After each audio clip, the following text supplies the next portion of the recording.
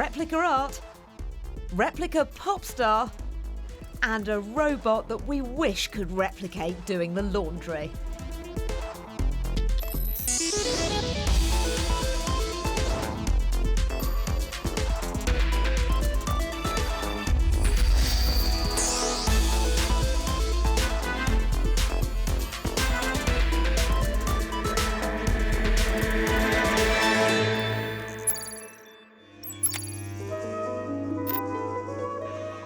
The future starts here, more specifically at London's Victoria and Albert Museum. I've come to an exhibition that hopes to make us think about how we want to live our lives in the future. There are over 100 items on display, a lot of them we've seen on the show before, but here they're presented in a different light, in a somewhat unsettling one. Here is an immersive dome, a reminder of how our lifestyles are poisoning the earth. Well, it's not every day you see an artificially intelligent sandpit, and it really is quite compelling to play with. Okay, so there's some more water. The creators have extracted topography data from thousands of satellite images and fed that into a neural network to create this interactive display. As I dig deeper, the land level drops and it turns to sea, or if I pile up the sand, it transforms into green mountains. This is a future that I could enjoy, a bot that's doing the laundry. Admittedly, Brett here is a little bit slow. It currently takes 10 minutes to fold a towel, but that shows just how difficult it is to teach a robot mundane jobs. And in fact, he does learn through trial and error, so the more he keeps doing that, the quicker this is all going to become. That may take Brett some time. Meanwhile, elsewhere in the V&A Museum, they're facing a challenge almost as complex. There are more than 2 million works of art here, the largest collection of decorative art and design anywhere in the world. And as with any museum, they want to check that hiding amongst them aren't any fakes or forgeries. Telling an original from the real deal is not simple, but as Jeff White found out in Prague, technology is making the process easier. A room full of Rubens at Prague's National Gallery. Even the untrained eye can tell the work of a master, but it's not always easy. Recent forgery scandals have got the art world in a spin. Question is, up close and personal, could you spot the imposter?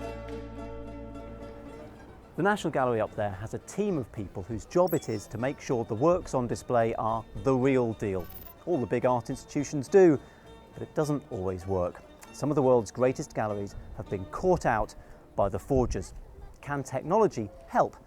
Here in Prague, they're using space industry tech to see if it can spot a fake. This Prague startup has got a challenge for you. Which ones are the fakes? This, for example, looks like an Edvard Munch. If so, Conservator jury is handling millions of pounds. The truth will be revealed when it goes in the scanner.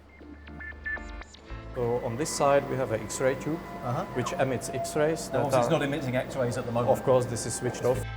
But on the other side, super sensitive detectors, first developed at CERN, the world's largest particle physics lab. It's a new generation of X-ray imaging detectors that allow measuring also wavelength of X-rays. So in a way we can create color X-ray images.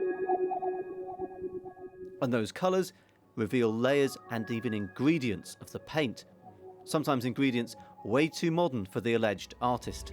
And we can also distinguish different materials which may or may not be from the period the painting is supposed to be from. And with robotic arms, they're hoping to scan more than just paintings. Sculptures, pottery, even entire pieces of furniture. What about that Edvard Munch? After a few hours scanning, the moment of truth. The X-rays revealed a hidden secret. Hang on, if you see... What do you see? That's a vase of flowers, isn't it? Munch rarely did flowers. And the scans showed titanium in the paint. Munch didn't use that. So whoever's got this hasn't got an Edvard Munch on their hands. Have you told him? Does he know? Yeah, definitely. Okay. But Jury thinks he has found a genuine work, and it's potentially a very, very big deal. This looks like a Vincent van Gogh landscape. It's from a private collection. You're seeing it for the first time. And the scan has revealed a vital piece of hidden evidence. So there is a head. Oh, there's the head, There are okay. shoulders, the hands, and legs here. Wow. It's an unfinished female nude of exactly the type Van Gogh painted. The artist was frequently so poor he reused canvases. Jury thinks this is the real deal, and it's a big moment. It was a crazy feeling because when I seen it, it was like, what is it? I can believe it because in your life, like a restorator, this is a really special moment. The scans, along with years' worth of other evidence, will be sent to the Vincent van Gogh Foundation. If they decide it's real, it would be one of only 2 full-size Van Gogh paintings discovered in the last 80 years. The last one sold for almost £40 million. Insight Art scanning is just one of a battery of high-tech methods now authenticating art. Mobile apps can be used to track pictures around the world. Artificial intelligence can be used to compare individual brushstrokes. High-frequency scanning can reveal minute imperfections. All an effort to keep ahead of the forgers. Speaking of whom, welcome to David Henty's house. There's a Walter Sickert in the spare room, a Caravaggio at the end of the bed, oh, and a Francis Bacon. And out on the balcony, Let's have a look, see what you got out here. For these some Wow. of my paintings here. Wow. But none of these are actually real, they're all fake, these pictures.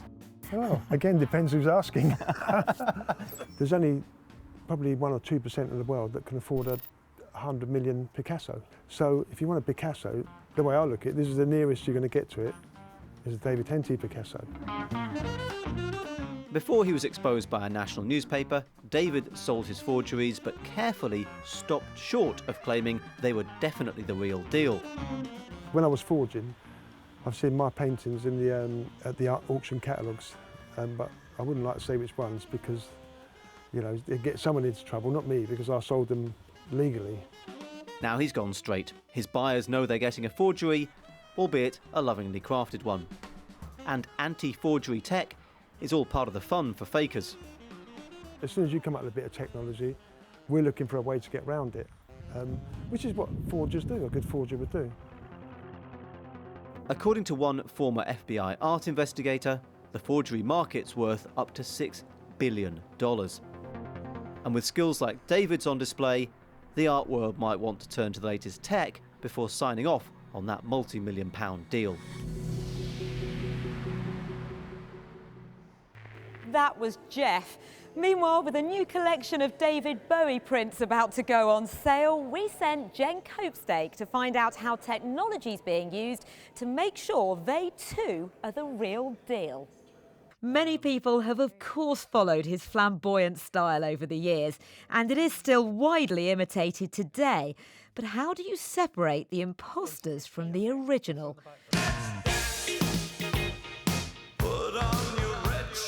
In 1983, David Bowie took off on his hugely successful global tour, Serious Moonlight.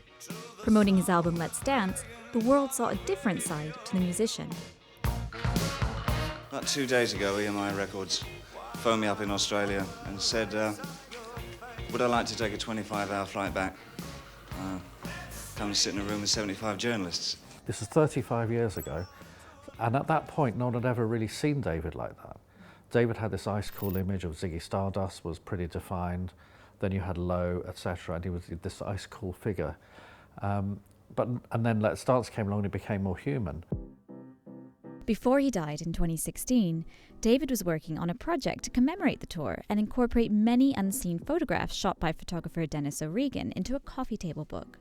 This is when we left someone's house and we were about to get into the car, and David just did this for no apparent reason. It was he'll drive the non-existent car. Very David Bowie. Now Dennis has expanded the project, Ricochet, into 5 books being sold with 3 rare photographic prints. He selected the photos, including many candid snaps from his own collection. So these contact sheets that were printed either at the time or later on. David has squiggled on a few of them. Oh, here, for instance. Funny. Oh, lovely. Which is quite odd, really, Yeah. because I love that picture. I would love to have used that one. Now, I think if David was looking at these now, he'd say, yeah, I love that. Yeah. But these days, we can take thousands of photographs whenever we want to on our phones. So what makes these prints rare and worth collecting? All of these shots were taken on film. So by definition, you couldn't take 1,000 pictures an hour. You would take pictures as and when you thought you had a good photograph. We only do, sometimes it's only 25 prints of that image, and there will never be any more printed from that image.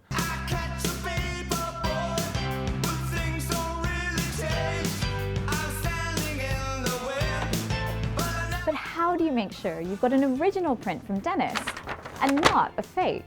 Ricochet is being secured by a company called TagSmart. They're using synthetic DNA made in a UK laboratory to help authenticate the prints. This material is incorporated into a stamp with David's initials.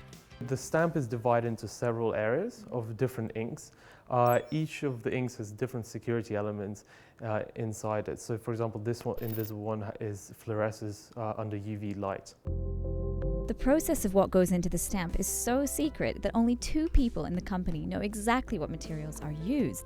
We use different inks. We also use different inorganic compounds. Some of them are rare earths, different types of element that we use. And sometimes we use very traditional ones, but we use them in unusual ways. This specially developed scanner can detect the presence of the unique materials, but in some cases, the security features are completely invisible, like on the certificate of authenticity. But we are assured that they're there. I thought that this was more forward-thinking and more innovative. And it was something also that it's not particularly visible on the prints, so therefore it's not so hackable in this day and age, hopefully completely unhackable. Along with the books and photographs, a 12-inch picture disc of Ricochet and Let's Dance remastered by Nile Rodgers will be in the set, selling for £3,000.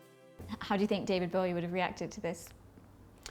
Well, I would like to think that as he was the most extraordinary innovator and unbelievably original, I think he would have been quite tickled by it, I think.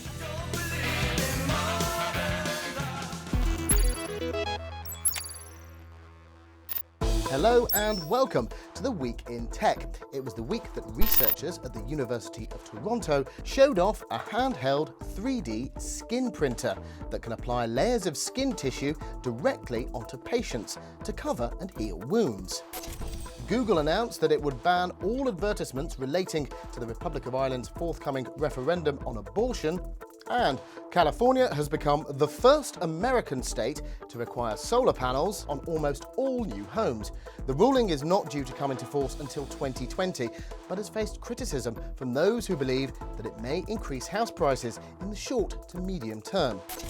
And if you're sick and tired of your autonomous car not being able to drive you to the right place because the area around hasn't been properly mapped, MIT have unveiled MapLight, a system that uses GPS maps and laser sensors to allow an autonomous vehicle to drive in rural and previously unmapped areas. And finally, talking of rural areas, the scenery around England's Lake District may be so beautiful it's earned it UNESCO World Heritage status, but its roads aren't so pretty and are often clogged with wayward walkers. One solution, sought by the Lake District National Park, is self-driving pods, which could ferry tourists around the picturesque landscape. A feasibility study has been launched, but doubts have been raised about the pods' ability on the area's notoriously bumpy roads. At this year's Google I/O Developers Conference, the Chief Executive wants people to think about JOMO. That's the joy of missing out and unhooking ourselves from our tech addictions. JOMO, the actual joy of missing out. So we think we can really help users with digital well-being. This is going to be a deep, ongoing effort across all our products and platforms, and we'll need all your help. This is all part of a trend of technology companies becoming increasingly worried that their products are making us miserable. Facebook has talked lately about time well spent rather than just idle scrolling through your newsfeed. But Google, of course, has the Android mobile operating system, the most popular in the world. So it can do a lot to solve this problem. The software will now prompt you to take a break if you've disappeared down a YouTube binge watch hole for too long. If you're the kind of person who lies awake reading your phone at night, and that's all of us, the wind down mode would automatically set your phone to do not disturb and make it grayscale, something usability experts say will make you less tempted to use your device for as long. And you can set limits to certain apps. When you hit that limit, the app will be greyed out for the rest of the day. And if you want to show someone that they have your full attention, Google has introduced shush mode. You simply take your phone and place it face down on the table, and it will automatically go into do not disturb. But are features like this going to be enough to solve this huge problem? Google's Assistant will now understand detailed follow-up questions, removing the need to say, "Hey Google," each time you have a command. When's their next game? The Warriors' next game is today at 7:30. Google Maps will help direct you the next time you're stuck on a street corner by using the camera, so you can find out which direction you're facing. And perhaps most impressive of all was this. I'm calling to book a women's haircut for a client. I'm looking for something on May 3rd. The voice on the left isn't human. It's Google Duplex, advanced AI that is able to interact with a real human being. It can book things like hair appointments or tables at restaurants. Google wouldn't let us test this for ourselves, so I can't tell you if it really works or not. But if it does, wow. Do you have anything between 10 a.m. and 12 p.m.? That was Dave. Back at the V&A, I'm exploring some of the other exhibits. The ability to study our DNA has the potential to cure diseases. Bento Lab is a DNA lab in a box which could make biohackers of us all.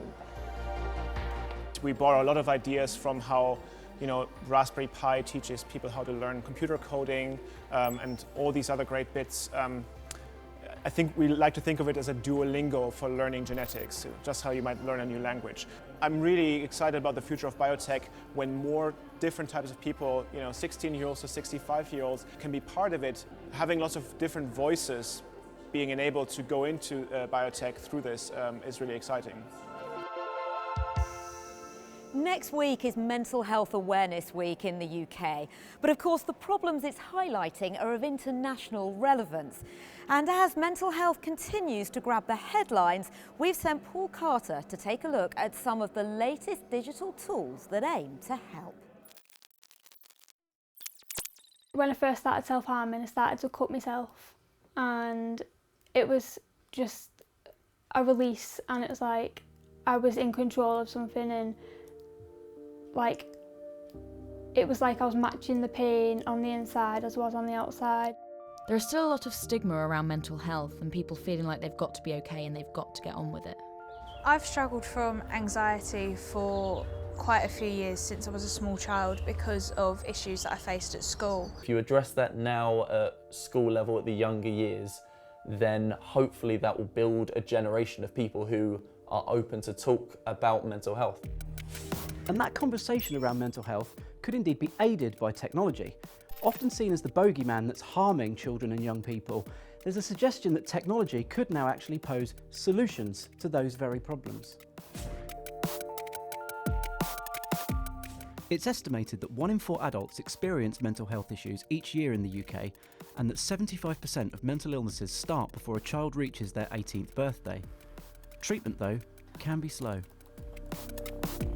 At present, only 20% of children and young people who have significant mental health problems that would benefit from intervention are actually receiving the sort of standard services that we recognise. We really need to think about how we can reach that additional 80%.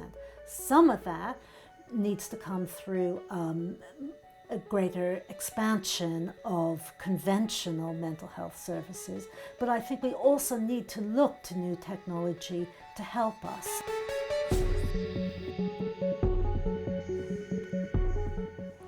One group of young people who might face particular challenges around mental health are students.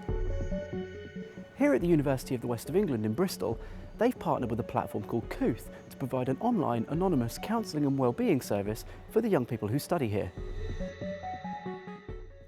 It offers online forums, self-help materials and tools, and live one-to-one counselling sessions. One student who wanted to remain anonymous has found the pilot very helpful. I struggled with low mood and anxiety and self-harming in the past, and that was still going on when I started university, and I wasn't really sure how I could really build any therapeutic relationship with someone who I'd never met. But it surprised me that I actually have. Being able to write it down is a lot easier, because sometimes I find it difficult to say what I'm feeling, and I find it easier to put it into words. Another great plus of online services is the peer-to-peer support available. There are many tools and platforms out there to try and help young people at an early stage, and the anonymity of online is often a big plus. These students found using a bot app a great help.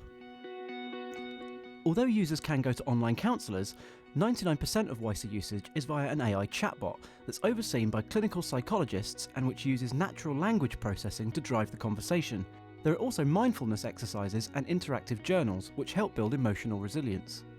A lot of people feel like if they're talking to a person, then this is like it's a major problem, where if it's a bot, they can just talk and talk and talk and it doesn't have too much of an effect. You still get the sort of support that's been put in place by people who are professionals, but you don't still feel like you're sat there being judged by someone who's listening to what you're saying. It's meant that I can just go along day by day, having those little moments just to myself where I can go to WISA and just have that little bit of downtime. Because of the stress that I've been feeling recently, I've suffered from a couple of panic attacks at times where I've not really known what to do. So using various videos and techniques on the app has helped me to relax and to beat the anxieties that I'm feeling. Begin by just noticing your breath. 17-year-old Courtney from Greater Manchester started having problems after her parents split up.